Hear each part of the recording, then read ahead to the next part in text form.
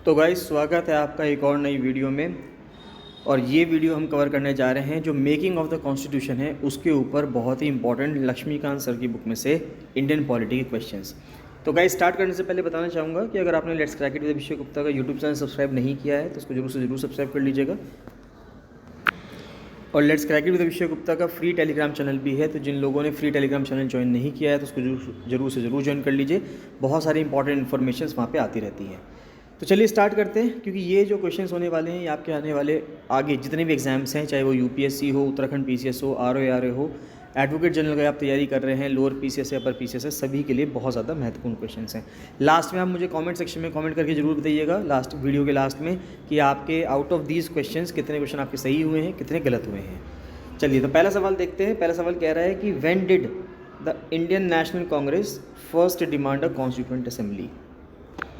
तो सवाल ये कहता है कि भारतीय राष्ट्रीय कांग्रेस ने पहली बार संविधान सभा की मांग कब की थी। तो उन्होंने संविधान सभा की मांग 1934 में की थी, तो 1934 इसका सही जवाब है। दूसरा क्वेश्चन आता है कि what were the provisions for the constituent assembly as proposed by the cabinet mission plan. तो क्या प्रोविजंस थे कॉन्स्टिट्यूएंट असेंबली के जो कैबिनेट मिशन प्लान ने प्रपोज किए थे। तो उन्होंने कहा था कि एक बाई कैमरल लेजिस्लेचर हो जिसमें रिप्रेजेंटेटिव्स हों हर प्रोविंस से, डायरेक्ट इलेक्शंस हो और सेपरेट इलेक्टोरेट हो, यानी कि प्रत्येक प्रांत के प्रतिनिधियों के साथ एक द्विसदनीय विधायिका हो, प्रत्यक्ष चुनाव हो और अलग निर्वाचक मंडल हो। फिर दूसरा ऑप्शन था कि अ constituent assembly with indirectly elected members, यानी कि निर्वाचित सदस्य अप्रत्यक्ष रूप से। फिर ग्रुप्ड प्रोविंसेस, यानी कि समूहीकृत प्रांत हों, and a provision for both British Indian provinces and princely states to send representatives. फिर तीसरा ऑप्शन कहता है कि डायरेक्ट इलेक्शंस होने चाहिए सभी मेंबर्स के लिए असेंबली में, एक फेडरल स्ट्रक्चर हो और एक प्रोविज़न हो इंडिपेंडेंट प्रोविंस का, यानी कि स्वतंत्र प्रांत का एक प्रावधान हो। और चौथा ऑप्शन कहता है कि सेपरेट असेंबलीज़ हों सभी रीजन की with no representation for princely states, की जो रियासतें हैं उनका कोई प्रतिनिधित्व नहीं होगा, ऐसा नहीं था। ऑप्शन नंबर बी इसका सही जवाब है कि एक कॉन्स्टिट्यूएंट असेंबली होगी जिसमें इनडायरेक्टली इलेक्टेड मेंबर्स होंगे। नेक्स्ट क्वेश्चन आता है कि how many members of the constituent assembly to be elected. Constituent assembly कितने मेंबर्स इलेक्ट करने थे, and when were the election held, और कब इलेक्शंस हुए। तो पहला ऑप्शन कहता है कि डायरेक्ट इलेक्शंस हुए एडल्ट फ्रेंचाइज के थ्रू और इलेक्शंस हुए 1947 में। दूसरा कहता है कि नॉमिनेशन हुआ ब्रिटिश पार्लियामेंट से और इलेक्शन 1946 में हुए। तीसरा कहता है कि इनडायरेक्ट इलेक्शंस हुए प्रोविंशियल असेंबलीज़ के और इलेक्शन 1946 में हुए हैं। और चौथा ऑप्शन कहता है कि इलेक्शन जो है लोकल म्यूनिसिपल बॉडीज़ के द्वारा हुए हैं और इलेक्शंस 1945 में हुए हैं। तो सही ऑप्शन है ऑप्शन नंबर सी कि इलेक्शन प्रोविंशियल असेंबलीज़ के थ्रू हुए हैं, इनडायरेक्ट इलेक्शंस हुए हैं और इलेक्शंस कब हुए हैं 1946 में हुए हैं। फिर नेक्स्ट क्वेश्चन आता है कि which two important personalities of the time were not part of the constituent assembly. बहुत ही इंपॉर्टेंट क्वेश्चन है, इस पर स्टार बना लीजिएगा कि बहुत सारे लोग कॉन्स्टिट्यूएंट असेंबली के पार्ट थे, doctor B are Ambedkar ji भी कॉन्स्टिट्यूएंट असेंबली के पार्ट थे, लेकिन दो ऐसे इंपॉर्टेंट लोग थे जो कॉन्स्टिट्यूएंट असेंबली का पार्ट नहीं थे। तो वो कौन कौन थे, वो थे महात्मा गांधी एंड मोहम्मद अली जिन्ना। ये दोनों पर्सन्स जो थे ये कॉन्स्टिट्यूएंट असेंबली के पार्ट नहीं थे।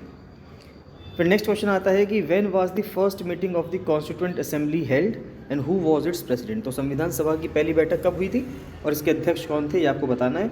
इसके ऑप्शन हैं 9 दिसंबर 1946 और प्रेसिडेंट डॉक्टर राजेंद्र प्रसाद, 26 जनवरी 1947 और डॉक्टर बी आर अम्बेडकर, 9 दिसंबर 1946 और डॉक्टर सच्चिदानंद सिन्हा, और 15 अगस्त 1947 और जवाहरलाल नेहरू। तो पहली मीटिंग जो हुई वो ऑप्शन नंबर सी इसका सही जवाब है कि 9 दिसंबर 1946 को हुई और उस टाइम पे जो प्रेसिडेंट चुने गए थे वो डॉक्टर सच्चिदानंद सिन्हा थे।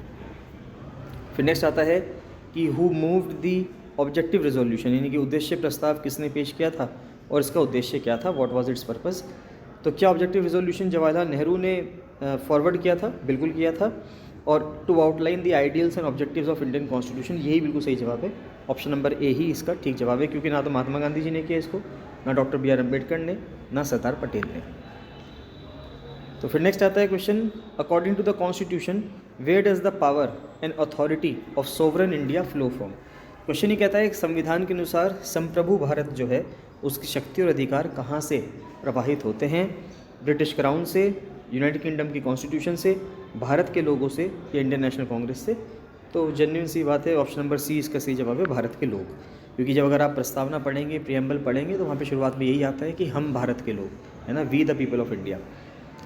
नेक्स्ट क्वेश्चन कहता है कि what changes did the Indian Independence Act of 1947 make to the position of the constituent assembly. तो भारतीय स्वतंत्रता अधिनियम 1947 ने संविधान सभा की स्थिति में क्या क्या परिवर्तन किए। तो क्या इसने अबॉलिश कर दिया असेंबली को पूरी तरह से। फिर दूसरा ऑप्शन कहता है कि it granted the assembly full sovereign powers to frame the constitution and act as the legislative body of India. फिर इसने रेस्ट्रिक्ट किया असेंबली की पावर्स को लोकल गवर्नेंस के लिए। और चौथा कहता है कि इट डिसॉल्व्ड ऑल कमिटीज़ जो असेंबली के द्वारा बनाई गई थी। तो उसमें जवाब बी जो है वो बिल्कुल सही जवाब है कि इसने विधानसभा को संविधान बनाने और भारत के विधायी निकाय के रूप में कार्य करने की पूर्ण संप्रभु शक्तियाँ प्रदान की थी। फिर नेक्स्ट क्वेश्चन आता है, देखिए, who chair the constituent assembly when it met as a legislative body. ये एक अच्छा क्वेश्चन है कि कौन चेयर करते थे कॉन्स्टिट्यूएंट असेंबली को जब ये एक लेजिस्लेटिव बॉडी के रूप में बैठती थी। तो उसकी अध्यक्षता कौन करते थे? डॉक्टर बी आर अम्बेडकर करते थे, डॉक्टर राजेंद्र प्रसाद, जवाहरलाल नेहरू या सरदार वल्लभ भाई पटेल। तो उसकी अध्यक्षता करते थे डॉक्टर राजेंद्र प्रसाद। फिर नेक्स्ट क्वेश्चन आता है कि how was the first president of India elected. तो भारत के पहले राष्ट्रपति का चुनाव कैसे हुआ था? लोगों के द्वारा डायरेक्टली या इनडायरेक्ट इलेक्शंस हुए थे कॉन्स्टिट्यूएंट असेंबली के द्वारा, प्राइम मिनिस्टर ने नॉमिनेट किया था या गवर्नर जनरल ने अपॉइंट किया था। तो उम्मीद है इनडायरेक्ट इलेक्शंस ही हुए होंगे। तो संविधान सभा के द्वारा एक अप्रत्यक्ष चुनाव हुआ था। फिर नेक्स्ट क्वेश्चन कहता है कि when was the final session of the constituent assembly held. और क्या ये 26 जनवरी 1950 के बाद भी चला? तो देखिए, फाइनल सेशन जो हुआ वो 24 जनवरी 1950 को हुआ और बाद में भी ये सेशन चलता रहा। नेक्स्ट कहते हैं कि who was the chairman of the drafting committee. Drafting committee के चेयरमैन कौन थे और कितने मेंबर्स इसमें थे? तो ड्राफ्टिंग कमेटी के चेयरमैन जो थे वो डॉक्टर बी आर अम्बेडकर थे और इसके अंदर कितने मेंबर्स थे? 7 मेंबर्स थे। नेक्स्ट क्वेश्चन आता है कि when was the first draft of the constitution published. तो कॉन्स्टिट्यूशन का पहला ड्राफ्ट कब पब्लिश हुआ? 4 नवंबर 1948 को पहला जो ड्राफ्ट था वो पब्लिश हुआ था। नेक्स्ट क्वेश्चन आता है कि when was the constitution passed by the constituent assembly. तो कॉन्स्टिट्यूएंट असेंबली द्वारा कॉन्स्टिट्यूशन कब पास किया गया और कितने मेंबर्स ने इसको साइन किया था? तो देखिए, 26 नवंबर 1949 को इसको साइन किया गया और 284 मेंबर्स उस टाइम पे प्रेजेंट थे जिन्होंने इसको साइन किया था। तो ऑप्शन नंबर सी जो है उसका सही जवाब है। फिर इसमें नेक्स्ट क्वेश्चन आता है कि who is called the father of Indian constitution. तो फादर ऑफ इंडियन कॉन्स्टिट्यूशन या मॉडर्न मनु, ये किसको कहा जाता है? तो ये दोनों चीज़ें जो दोनों उपाधियाँ दी गई हैं doctor B are Ambedkar ji को दी गई हैं। तो 15 का ऑप्शन नंबर बी बिल्कुल सही जवाब है। फिर कॉन्स्टिट्यूएंट असेंबली के कितने सेशंस हुए हैं? तो कॉन्स्टिट्यूएंट असेंबली के 11 सेशंस हुए हैं। Did the constitution come in the force into effect on 26 जनवरी 1950। और इस डेट को क्यों लिया गया? तो यस, 26 जनवरी को ये पूरा का पूरा फोर्स में आ गया था और इस डेट को इसलिए चूज़ किया गया क्योंकि इसने ऑनर किया था अडॉप्शन ऑफ द पूर्ण स्वराज रेजोल्यूशन। तो पूर्ण स्वराज की जो अवधारणा थी इस दिन इसको तो पूर्ण स्वराज की जो अवधारणा थी वो इस दिन इसको अडॉप्ट किया गया था। नेक्स्ट क्वेश्चन आता है कि व्हेन वाज द पूर्ण स्वराज रेजोल्यूशन अडॉप्टेड। तो पूर्ण स्वराज का रेजोल्यूशन कब अडॉप्ट किया गया था? तो पूर्ण स्वराज का रेजोल्यूशन 26 जनवरी 1930 को अडॉप्ट किया गया था और इसको सेलिब्रेट कब किया गया? 26 जनवरी 1930 को ही। ठीक है। नेक्स्ट क्वेश्चन आता है कि did any act from the erstwhile British Empire continue after the commencement of the constitution. क्या कोई एक्ट, क्या संविधान लागू होने के बाद भी तत्कालीन ब्रिटिश साम्राज्य का कोई अधिनियम जारी रहा? Yes, government of India act 1935 जो है वो चलता रहा उसके बाद भी। फिर what are the major criticism of the constituent assembly. तो किस मेजर क्रिटिसिज्म क्या है कॉन्स्टिट्यूएंट असेंबली का? कि ये it was an overly democratic और इंक्लूसिव। नहीं, ऐसा तो बिल्कुल नहीं था। अत्यधिक लोकतांत्रिक या समावेशी नहीं थी।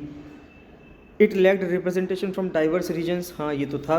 It was dominated by lawyers and elites. हाँ, ये सही बात है कि बहुत ज़्यादा जो लॉयर्स थे वो इसके पार्ट थे। बहुत ज़्यादा जो लॉयर्स थे वो इसके पार्ट हुआ करते थे। और अगला क्वेश्चन आता है कि विच province and princely states had the highest representation in the assembly.